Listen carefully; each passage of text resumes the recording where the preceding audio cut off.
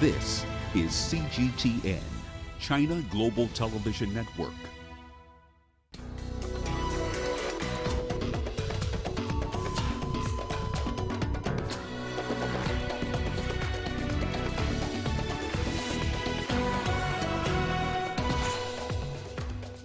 Center for Research on Energy and Clean Air says South Africa power giant Eskom is now the world's biggest emitter of sulfur dioxide. UN Weather Agency warns of water crisis if urgent reforms are not implemented. And at least 35 people have been killed in ethnic clashes in South Sudan's northern region. Hello and welcome to Africa Live, wherever you're joining us. This is CGTN. I'm Mahia Mutua in Nairobi. Ramanyang joins me now with the latest headlines in business. Thank you very much, Mahia. Here's what's coming up in the course of the hour. South Africa's largest engineering metal workers union has started a nationwide strike after deadlock in talks with employers over pay hikes. And the telecommunications giant MTN will list 20% of its Ugandan unit on the East African country's stock market. We'll have the details on those stories and lots more coming your way in the course of the hour. For now, let's start with the latest in current affairs with Mahia. Thank you, Rama. We begin the top of the hour in South Africa, where the country's power utility, Eskom, has been ranked the world's most polluting power company when it comes to sulfur dioxide emissions. According to data analysis by the Center for Research on Energy and Clean Air, Eskom's emissions are worse than that of the power sectors of the United States, the European Union, and China. The data was published on Tuesday and applies to the financial year 2019 and 2020. An Eskom spokesperson says the power utility is aware of its emissions obligations and plans to attain net zero status by 2050. Eskom has already embarked on a program to transition from coal-fired power stations to renewable energy.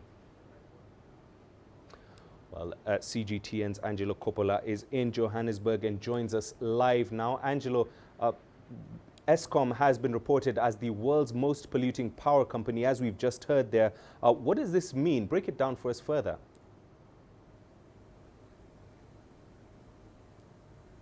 Well, look, sulfur dioxide is a pollutant, as we know, that's linked to ailments ranging from asthma to heart attacks, and that's according to that report that was released today. Eskom has disputed a 2019 study that ties its emissions to more than 2,000 deaths a year, although it did admit to its pollution having killed 320 people. Eskom, we know, produced around 1,600 kilotons of that pollutant in 2019, and because that's the last year that we have any comparable data to measure it against. And that was more than any other company, and of course the total emission of the power sector of any country except for India.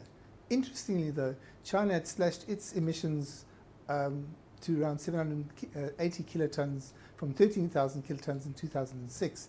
So what's actually happening now is that Eskom is saying that they're going to move to renewables and green energy in time, but they're calling for a just transition.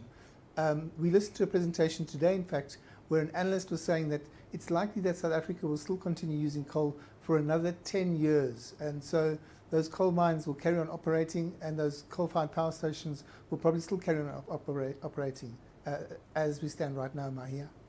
And Angelo, the report also revealed that Eskom's emissions are worse than the emissions of the power sectors of the United States, the European Union, and China. Just how critical is this situation, and how is Eskom responding to it?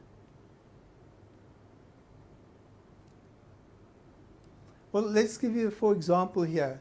Haoning Power, that's in China, emitted 26 kilotons of sulfur dioxide last year from a fleet of power stations, which is almost twice the Eskom's installed capacity of 44,000 megawatts. So it just shows you what can be done with the right technology.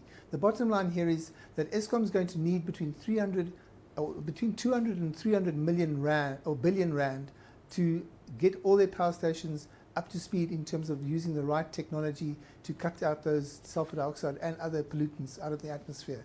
It's money they don't have.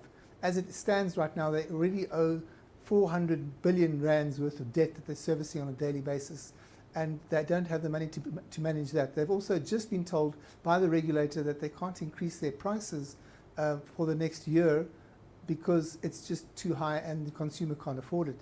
So Eskom's kind of stuck between a rock and a hard place. It wants to transition, but it can't because it has a huge number of people working and relying on the coal sector for livelihoods around those mines and around those power stations. So that just transition is going to take probably a little bit longer than everybody's expecting, but that we have to find some way to employ the people who are working on the coal mines and in the coal-fired power stations, or upskilling them at the moment. Mahia? Angelo, thank you very much for breaking down that report for us. CGTN's Angelo Coppola joining us live there from Johannesburg. While the United Nations is warning of a looming water crisis, the UN's Weather Agency, in its latest report, says water resource management is fragmented and inadequate. Najma Abdirizak has more. The State of Climate Services 2021 report estimates that up to 5 billion people could have inadequate access to water by 2050. The report was a collaborative effort between the World Meteorological Organization, development agencies and various scientific agencies. And already it warns a significant number of people are being impacted by major water stress. According to our sister organization FAO, there has been already 2 billion inhabitants of our planet, 1/4 of our planet, where people have been exposed to major water stress, and there's a lack of drinking water and also lack of water for agriculture. And also the water resource management is limited. According to our sister organization UNEP, we have 107 countries which are not managing their water resources in a sustainable way.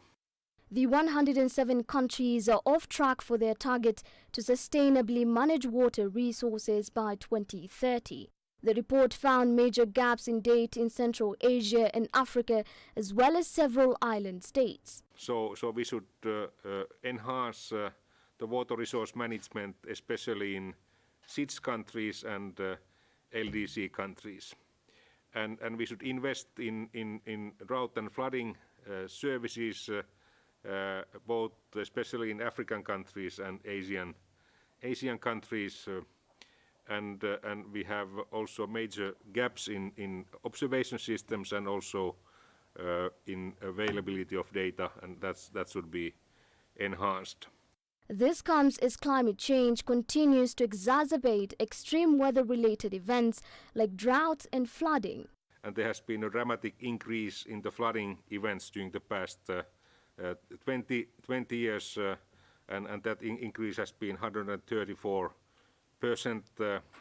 And we know that because of this current 1 degree warming of the 1.1 degree warming of the planet, we have more humidity in the atmosphere. We have 7% more humidity in the atmosphere because of the current warming, and that's also contributing to the flooding problems. And Asia has been the continent which has been mostly exposed to both the deaths and economic losses related to the flooding. The report warns the number of people living with water stress is expected to soar due to growing scarcity and population growth. Najma Abdirizak, CGTN. Now, a new World Bank report warns that climate change could push more than 200 million people out of their homes in the next 3 decades and create migration hotspots. This is unless urgent action is taken to reduce global emissions and bridge the development gap. Countries in North Africa, including Tunisia, are predicted to have the largest proportion of climate migrants, mainly due to increased water scarcity. Adnan Chawashi now reports. At 35, Saber has already lived in different areas in northwestern Tunisia, where water is not always available. He's living under constant water-stressed conditions. Despite his handicap, Saber walks for miles to get fresh water from a natural source in the mountain. This is a difficult undertaking, but still possible in the summer and autumn seasons. However, it will be impossible in the next few weeks. That's because in winter, even a donkey cannot cross the distance to get fresh water due to the hostile weather conditions in this mountainous region.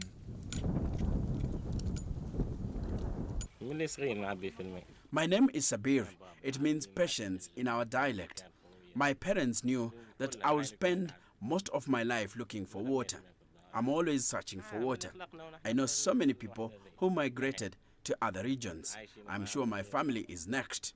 It's our turn to follow the water. Sabir is an unemployed single man who's still living with his elderly parents. His daily task is to get drinking water from new sources when the precious commodity is no longer flowing in his region. Sabir's mother and father do not want to leave their house again.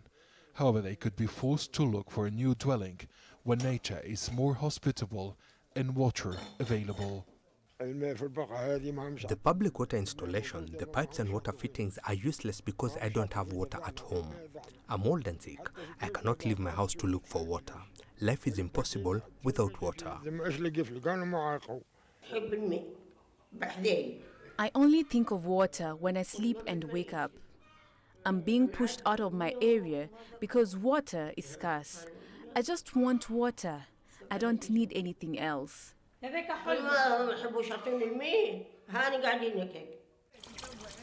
Water levels in Tunisian dams have dropped significantly. By 16th of September, they stood at 722.8 million cubic meters. The monthly bulletin of the National Observatory of Agriculture has revealed that water stock in Tunisian dams has declined to 730 million cubic meters in the first 2 weeks of September, against 1,095 million cubic meters during the same period of 2020. Climate change has affected everyday life for many people in the cities and in remote areas. Nature and the environment and human beings are the first victims. Rain and water scarcity led to unprecedented decline in the water reserves at the dams. We're in the midst of the rainy season, but we've only recorded high temperatures and drought. According to the Ministry of Agriculture and Water Resources, the storage capacity of Tunisian dams is about 2.3 billion cubic meters. This level is declining due to drought.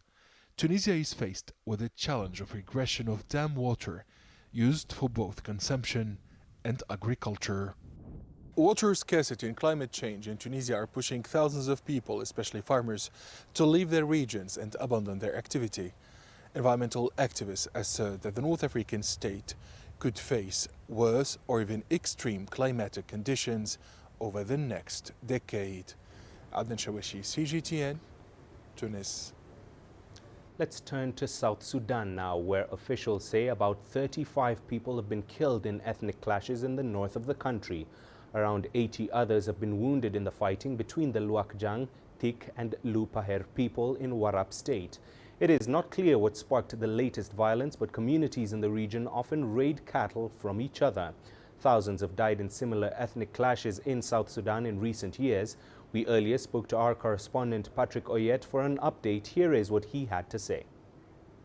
This place, Warab State, is actually the state where the president of South Sudan comes from. So this is home to President Salva Kiir. And there have been a number of clashes, of course, in that area, including this latest one. Most of the issues there are related to, as you correctly said, cattle raiding. And now with the current climatic change, where we are seeing a lot of flooding in the area, in most parts of South Sudan. Actually, that area now is really flooded, including the home of President Salva Kiir is flooded. So we are seeing a lot of violence resulting from this flooding because resources that people used to depend on, such as crops, have been washed away, some livestock have been washed away. So people are now trying to raid one another for whatever little resources are there, whether they are cattle, goats, or sheep. That is one. Number two issue that always creates problem in those areas is also the issue of arms in the hands of civilians, because you find many of the people in South Sudan are actually having arms. They are having guns that they carry illegally. The government actually in Warab, first of all, when the current governor was appointed, he went there. He's a military man. He went there and he promised to try to make sure that this intercommunal violence is stopped. It's a very complex situation because when the government tried to disarm the youth by force, they sent the South Sudanese army to the area to try to disarm this youth.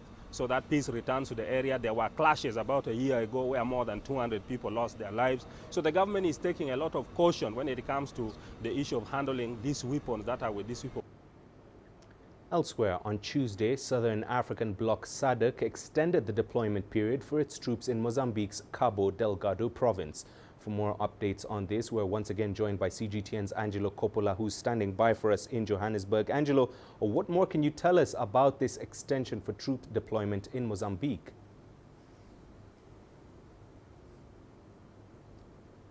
Well, Mahia, it was the main reason for the special troika to happen today, and in fact yesterday as well, and that's because the current deployment was meant to end on the 15th of October, or is planned to end on the 15th of October. So we now have an open-ended extension, and that means that we don't have a clue about how long the troops are going to stay on the ground, but they are going to be on the ground indefinitely, which is unusual because normally there's a date put down so that people can understand how long those troops are in country doing what they need to do to take care of the insurgency and the terrorism. So that's the biggest takeaway in terms of that extension. And it was a unanimous decision as far as we understand, Mahia. And Angelo, what more do we know about the other issues discussed at the regional summit?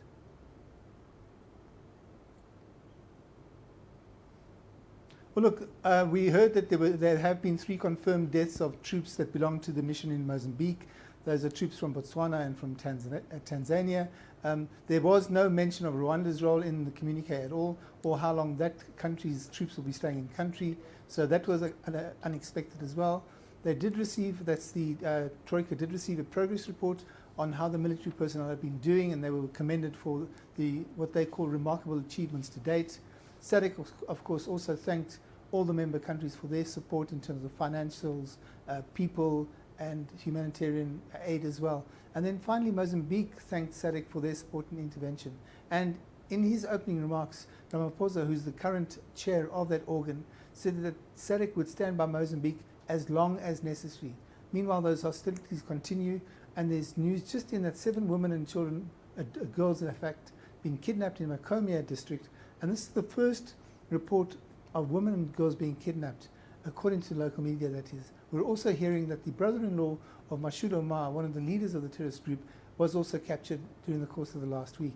So it's a fluid situation, but SADC is going to be supporting the Mozambican government in making sure that they can eradicate those terrorists and insurgents from that province up north. Mahia?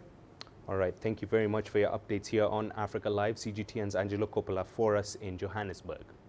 Moving on, 4 suspected ISIL-linked militants and a member of the Sudanese security forces have been killed during a government raid on the militants' hideout in Sudan's capital, Khartoum, on Monday. According to state TV, Sudanese security forces clashed with the militants in southern Khartoum days after a raid on what officials said was an Islamic State-linked cell in the same area. Nabda Muhiddin has more details now from Khartoum.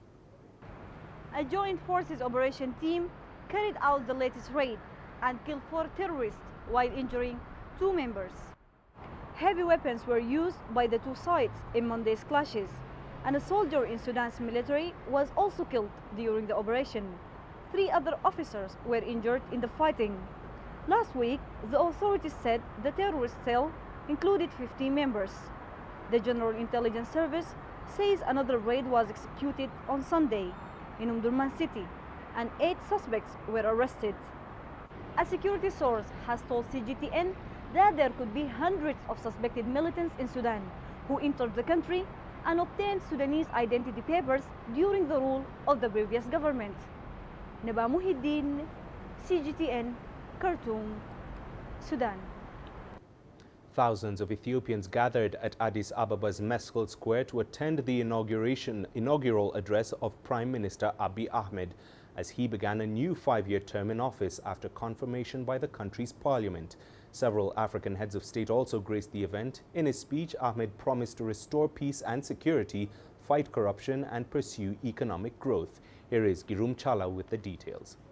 They came from all across the Ethiopian nation and gathered at the country's biggest square to attend the inaugural address of Prime Minister Abiy Ahmed.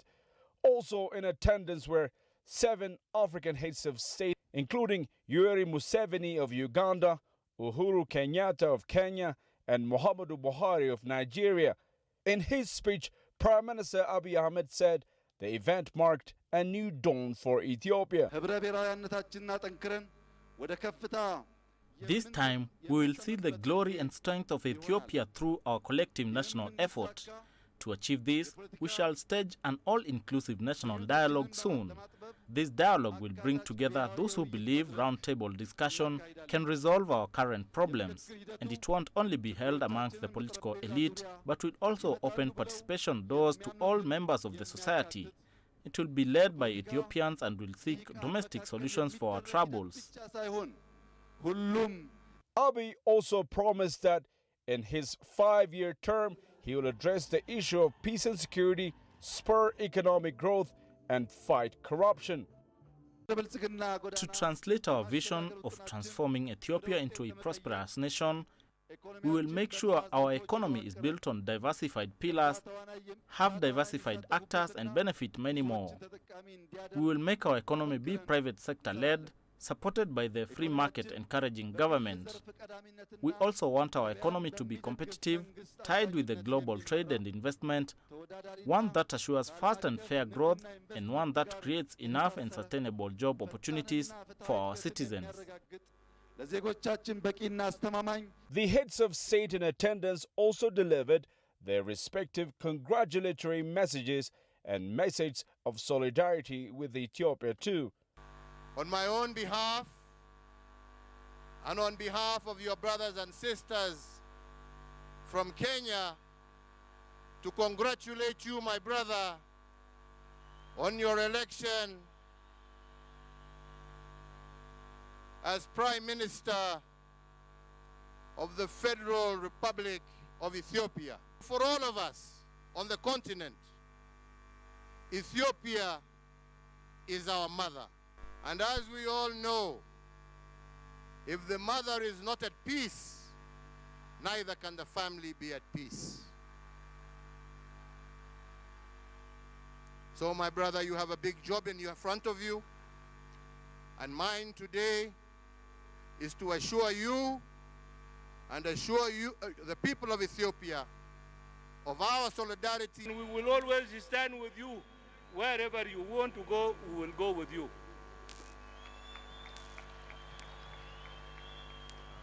I have no more words to tell you. I just came to pass my congratulations to my brother, my younger brother, Dr. Abiy Ahmed. And I wish him all the best of luck. Prime Minister Abiy Ahmed's inaugural event was marked with a military parade, a culture show, and other colorful stage performances. Now that a new government is formed under his leadership, Abiy's next move is to choose his ministers, get them endorsed by the parliament in which his party has the upper hand, and immediately get to work. Analysts say the new 5-year mandate will enable the Nobel Peace Prize winner Ethiopian leader to herald a prosperous and peaceful Ethiopia. Grumjara CGTN, Addis Ababa, Ethiopia. Stay with us here on Africa Live. Here's what's coming up. Egypt presents a 6-point plan to successfully complete Libya's transition.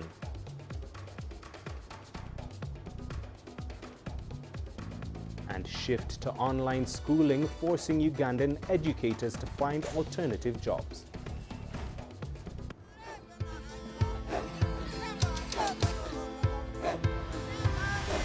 Africa is a continent of diversity, with varied climates and enchanting geography, and a people so distinct, but with a shared enduring spirit.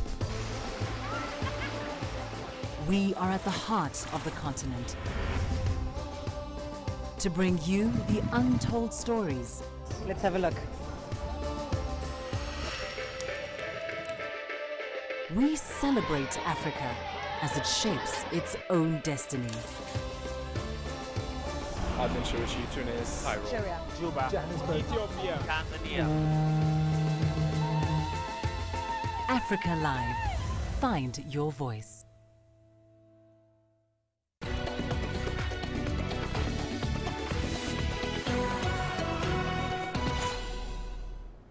Welcome back. Now, Egyptian Foreign Minister Sameh Shoukry has outlined a 6-point plan to help complete Libya's ongoing political reconciliation process.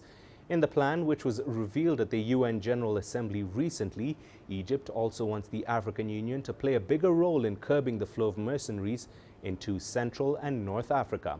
Here is Adel Mahroui with more details. As the world tries to unite rival Libyan sides ahead of the planned December elections, Egypt is laying out plans for the future of its neighboring nation. During the last UN Security Council meeting on Libya, Cairo presented a 6-point initiative that aims to protect Libya from falling back into chaos. It has called for the renewal of the ceasefire agreement, which marks its 1-year anniversary this month. Egypt also wants to see a bigger role for the 5+5 Joint Military Commission in evacuating foreign fighters. This 6 points plan came out of, or an outcome of, the experience of working on this file over the past 10 years. Actually, we've seen how there were different plans and they didn't work. We've seen how many of the plans that existed were just checklists. Even when implemented on the ground, they were just checklists, but they were not effective. So I think all this experience, failures, all this have made us being able to develop a plan. The Egyptian official stance is supporting everything that Libyans agree upon, supporting the political roadmap and the Libyan legislative bodies to issue election laws. Egypt wants to see anything that leads to stability in Libya become a success. The elections are a turning point. Libyans have left war behind and are approaching the ballot box to give legitimacy to a new authority. 4 of the 6 points the Egyptian foreign minister presented focused on mercenaries. Cairo has urged the international community to participate in programs designed to reintegrate Libyan mercenary fighters into the society. You need to give them a secure exit. If you don't make them have a secure exit, they will not invest in making stability happen, because simply the chaos that exists now is the best solution for them. So unless you have something to give them when there is stability, why should they work with you on having stability? It's a long process. That you're talking about a country where even the institutions are divided. Egypt also wants a bigger role for the African Union in Libya. It has called for a full review and implementation of the organization's agreements that combat the use of mercenaries on the continent. That should help the AU in tracking mercenary groups in Africa. The Egyptian 6 points plan also aims to empower the African Union's influence over nations exporting fighters to Libya so that they would be able to bring them back. To Egypt, the ongoing political process is not enough for Libya. It wants to permanently silence the guns and make sure that they would never return. Adel Mahroui, CGTN, Cairo. Now, in Uganda, the coronavirus pandemic has forced many teachers to find alternative jobs to earn a living, even as the world commemorates World Teachers' Day. Schools in the country have been closed for over a year now, and teachers who haven't been able to take up roles in offering online lessons say life has become quite challenging. Isabel Nakiria reports now from Kampala. Madina Nansuga hoped she would be a nursery school teacher by now, but she's currently selling food as a street vendor. She was due to graduate in March last year when the country suddenly shut down due to the coronavirus pandemic. I was booked by 2 schools. After the graduation, I was going to get paid. I was going to start my life. Madina now helps her mother, who cooks food in a market in Kawempe outside Kampala. But life on the streets has been tough on her. These customers, most especially men, they are so disrespectful. At times you have to even use vulgar language. Uganda is set to reopen higher institutions of learning in November, and primary and secondary schools will resume classes in January next year. But the government still has no plans to restart learning in nursery schools. I miss teaching. I miss babies because most especially at school, I like teaching baby class. You see how children learn to hold a pencil, write the first word, the first letter. The Ministry of Education says full reopening will take place after 550,000 teachers have been vaccinated. Only about 19% of teachers in Uganda have been fully vaccinated, but there is no definite timeline on when the exercise will be complete. This is causing a lot of uncertainty on when some teachers will be able to report back. Madina has received her first dose of the vaccine and is waiting to get her second jab.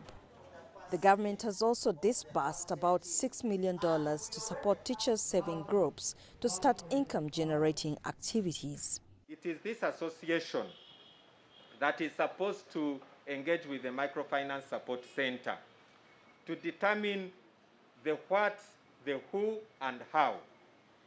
How much should a certain teacher circle get? Who should qualify as a beneficiary? And what are the guidelines of accessing that? For now, Madina relies on selling food to support herself, and she has no idea when she will get back into the classroom. Isabel Nakiria, CGTN Kampala, Uganda.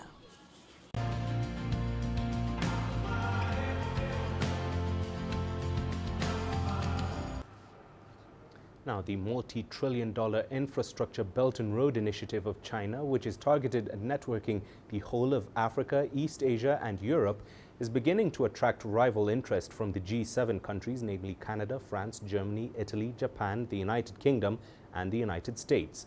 They plan to offer other nations that want to improve their infrastructure an alternative to partnering with China. Our correspondent Phil Ihaza in Abuja, Nigeria's capital, sat down with Olawale Rashid, the CEO of African Railway Consulting Limited and the director of the African Rail Roundtable, to discuss the process and impact of China's Belt and Road Initiative. My first question, sir, will be for the benefit of doubt. Why does Africa, and especially Nigeria, require a massive rail and road network? Africa is largely underdeveloped, and secondly, the infrastructural deficit is so high.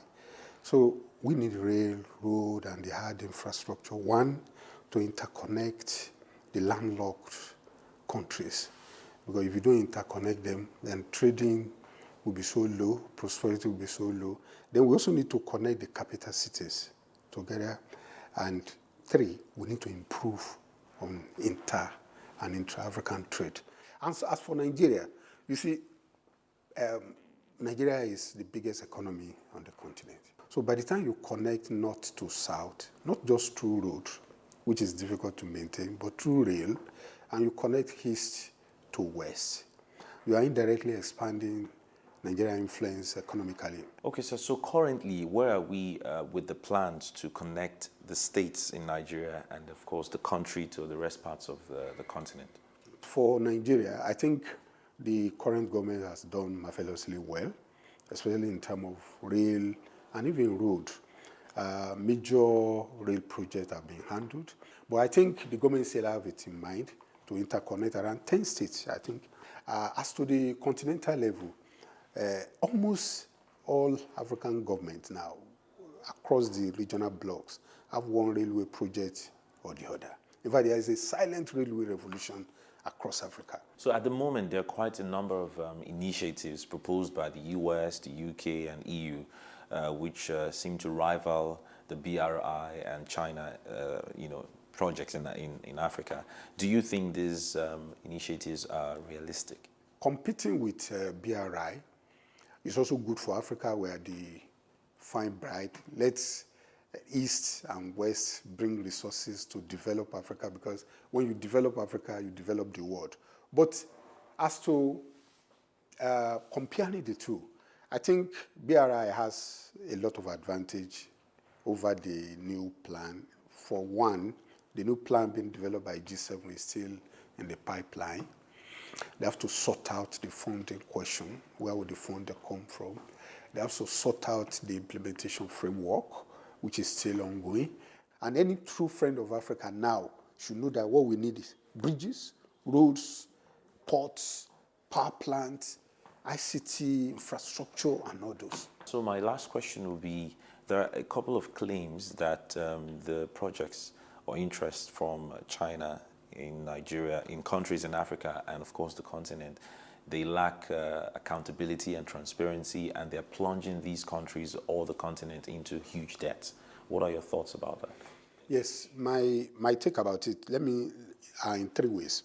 The first one is you have to look at the geopolitical questions across the world. So, of course, China and the West, the rivalry. So you are likely to have issue of one accusation after the other against China. Second one is that at national level, you have political questions. People have issues with current government. So definitely you play politics with infrastructure. That is. But the last one I have is this. Are we truly in debt crisis? The loans are tied to projects. And we can see Lagos, Ibadan, SGR have boarded it. And to be fair, it's a fantastic job. Any funding that we invested on infrastructure is worth it. Because one, it will boost the economy, and of course it will pay itself off eventually. Thank you so much, sir, for doing this interview. We appreciate your insights. Thank you very much for having me. It's a privilege talking to CGTN. We thank you.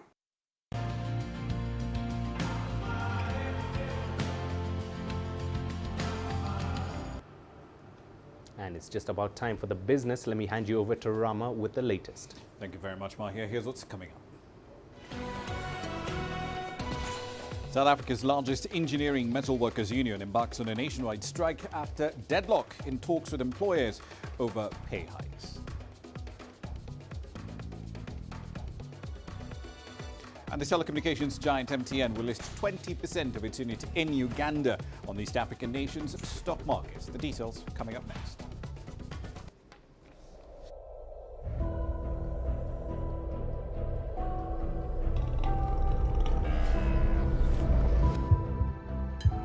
It's just taken me completely out of my depth, but at the same time it's exciting. It's new, it's different, it's a challenge. It's really exciting. Over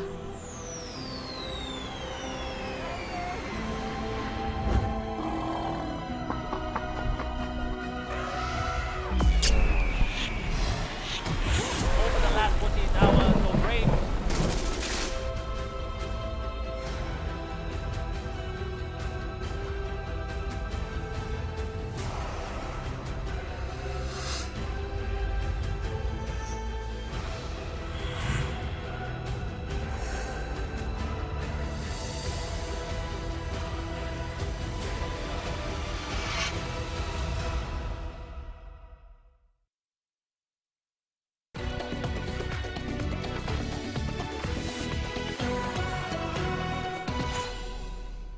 Let's start in the capital markets. MTN has agreed to list 20% of its Uganda unit on the country's bourse. This is the latest move by Africa's largest mobile service provider to allow more local investors to buy and sell shares in its individual units. Now, on Tuesday, the South African-based firm said that the move aims to ensure broad-based ownership in its operating subsidiaries. The decision follows listings of MTN's units in Nigeria, Ghana and Rwanda, which to some extent took place after quite a bit of pressure, arm twisting if you will, from government and local regulators. The creation of a Lagos-based entity, for example, was part of a deal to settle a multi-billion-dollar fine for being slow in disconnecting customers who had acquired and were using SIM cards without providing proper documentation. The Capital Markets Authority said the IPO is expected to raise at least $280 million. On to South Africa now, where members of the country's biggest engineering metalworkers union have started a nationwide strike. The strike is a result of a deadlock in talks between the union on one hand and employers on the other over salary increases.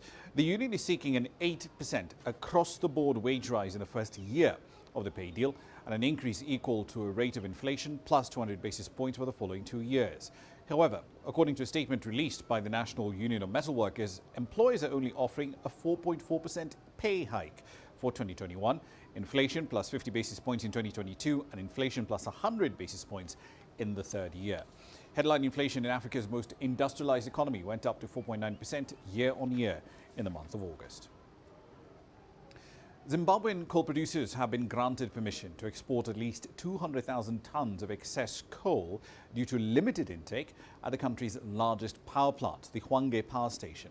Now, coal exports are usually not permitted in order to guarantee that there's a local fuel supply available, but producers are saying this coal may be exported to other countries in Southern Africa and beyond if port facilities and demand are available. CGTN's Mahia Mutua reports from Harare. The Association of Coal Producers says stockpiles of power coal have been building up as a result of restricted uptake at the Hwange thermal power station. Now, ordinarily, coal miners supply about 300,000 tons of coal per month to the power station, but that has been slashed due to regular breakdowns, which have reduced its generation capacity. Commissioned some 34 years ago, Zimbabwe's biggest thermal power station is designed to generate about 920 megawatts of electricity, but has been producing less than half that, contributing to Zimbabwe's current energy crisis, which is characterized by rolling power cuts. Just over 1,200 megawatts of electricity is being generated per day against a demand of more than 1,700 megawatts. The coal producers say they will export their excess product to countries in the region and even further afield, provided port facilities are available. Mahia Mutua, CGTN, Harare, Zimbabwe. Let's get away from the country now. The US President Joe Biden says that Republicans and Democrats should vote to raise the debt limit in the next 2 weeks. If the limit is not raised, the federal government will essentially breach its $28.4 trillion debt ceiling. Now, Mr. Biden says that raising the debt limit comes down to paying what the government already owes. Twice now, Republicans in the Senate have blocked attempts to raise the debt ceiling. They say Democrats can act alone using budget reconciliation. But it's an approach that Democratic leaders have so far rejected. The Biden administration's trade agenda released back in March confirmed that his administration will essentially extend Mr. Trump's tariff policies towards China and seek to work with US allies to counter China in sectors like steel and aluminium production, fiber optics and solar power equipment as well. On the 3rd of June, Mr. Biden signed an executive order prohibiting US investment in 59 Chinese firms, Huawei included, for their alleged ties to China's military and surveillance activities too. The Senate also passed the U.S. Innovation and Competition Act on the 8th of June. That's a $250 billion bill that takes aim at China's tech firms. However, on the 5th of August, nearly 36 of the most influential U.S. business and industry groups sent a letter urging the Biden administration to restart trade talks with China and reduce tariffs on imports. Treasury Secretary Janet Yellen agreed that she thought the tariffs in place are economically harmful. On to one of the big stories of this week. Facebook, Instagram and WhatsApp, they're all reconnected now to the global internet after almost 6 hours after a network outage cut services to the 3.5 billion people worldwide who rely on these platforms. For hours, the company's only public comment was just one tweet, given that its own workforce was in utter chaos at the time. Facebook engineers later said that a router configuration change had gone awry, cutting off their servers effectively from the internet. According to reports, staff passes had also been disabled. Therefore, it took a while for engineers to actually get on site, diagnose the problem and then fix it. Shares of Facebook closed about 5% lower on Monday, shaving off more than $60 billion from its value. But remember, this is still a near $1 trillion company. Its share price was up 1.7% just before 15:45 GMT. Down under, the Australian Prime Minister Scott Morrison says international tourists will not be admitted until 2022. Just last week, he outlined plans to allow vaccinated Australians to fly overseas from November for the first time since a tough travel ban took effect in 2020. He says the next priority will be skilled migrants and international students coming into the country.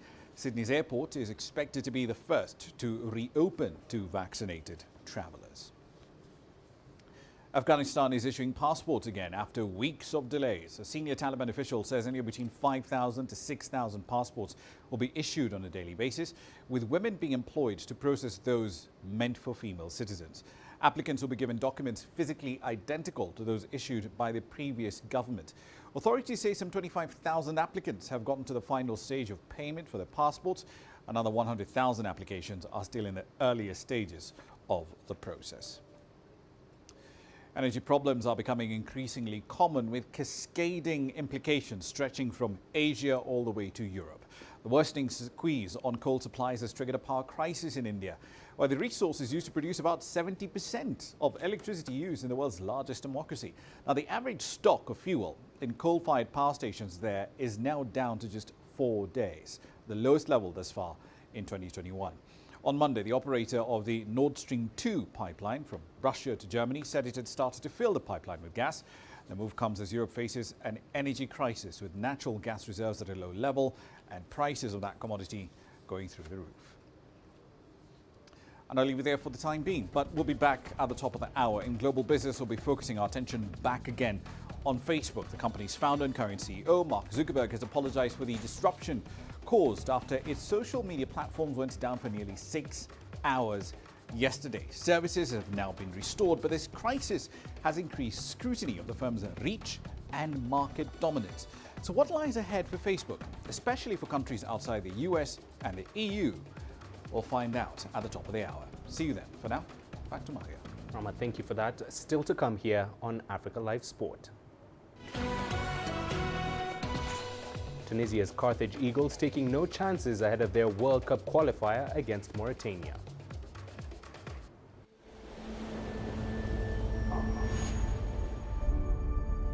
How would you create your legend? On the fields, on the tracks, in the arenas of Africa. Were you born to be a player? Could this moment be yours?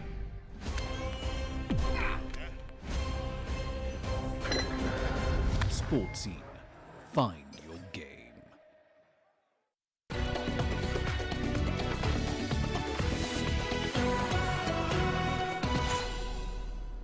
Right, we begin with the 2022 FIFA World Cup qualifiers in Africa, where Tunisia remains wary of the threat posed by Mauritania, as both sides prepare to face each other in the first of 2 matches of a double-header on Thursday. On Monday, Tunisia head coach Moder Kebaya said his side will not be taking chances against their West African opponents, against whom he admits his charges have struggled in the past. The Carthage Eagles have been training for the fixture, aiming to cover their bases as they seek to extend their lead of qualifying Group B. The North Africans sit top on 6 points, with Zambia and Equatorial Guinea both on 3 points in second and third place respectively. Mauritania are fourth, but that means little to the Tunisian tactician.